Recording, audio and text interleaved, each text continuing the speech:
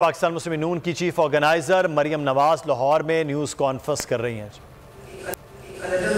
साथ डील करते हैं, एक दहशतगर्द जमात के साथ डील करते हैं, बिल्कुल उसी तरह इमरान खान के साथ डील करना चाहिए। उसको एक सियासी जमात समझना और सियासी जमात समझकर डील करना अब इस मुल्क को ख़त्म करना पड़ेगा।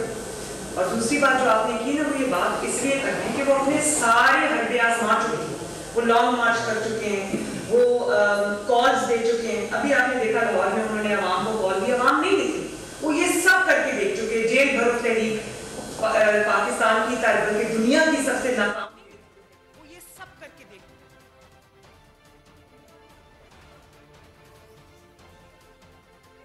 दुनिया का सबसे नाकाम लॉन्ग मार्च था, दुनिया की सबसे नाकाम जो है उनकी रैलीज थी। तो अब वो क्या करें? उसके बाद वो हमलावर भी हो गए, लेकिन कब तक वो ये दहशतगर्दी जारी रख सकते हैं ज़मान पाक से? मैंने आज भी बताया कि स्टेट उसको पकड़ना चाहे तो 5 मिनट से ज़्यादा का काम नहीं है।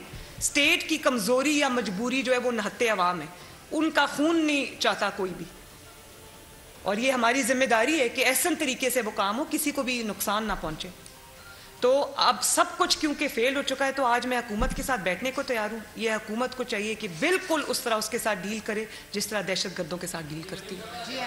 जी आपके पास है, हुकूमत आपके पास है, तो आप रियासत से सवाल पूछ रहे हैं कि रियासत इतनी बेबस क्यों है। हम आपसे सवाल पूछना चाह रहे हैं कि आप इतने बेबस क्यों हैं, जबकि पता है इतलात मौजूद हैं कि ज़मान पार्क में कलदन तंजीमों के शरपसंद अनासर मौजूद हैं, तो आप इतने बेबस क्यों हैं? कोई कार्रवाई क्यों नहीं कर रही वफाकी हुकूमत? मैंने आपको बताया कि मैं एक तो मेरी जिम्मेदारी पार्टी की है, लेकिन बतौर शहरी मैं ये सवाल रियासत से पूछ सकती हूँ, हुकूमत से पूछ सकती हूँ।